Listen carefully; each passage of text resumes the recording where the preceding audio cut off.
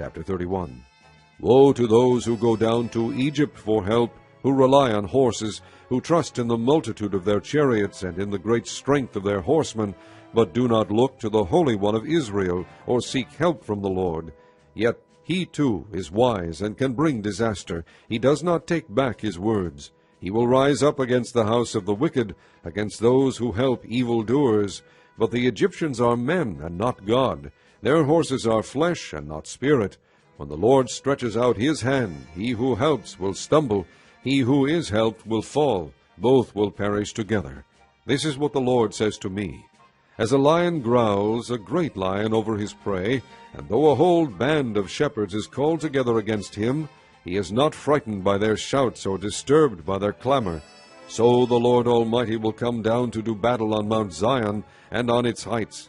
Like birds hovering overhead, the Lord Almighty will shield Jerusalem. He will shield it and deliver it. He will pass over it and will rescue it.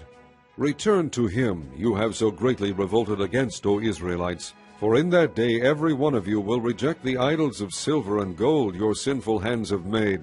Assyria will fall by a sword that is not of man. A sword not of mortals will devour them. They will flee before the sword, and their young men will be put to forced labor. Their stronghold will fall because of terror. At sight of the battle standard their commanders will panic, declares the Lord, whose fire is in Zion, whose furnace is in Jerusalem.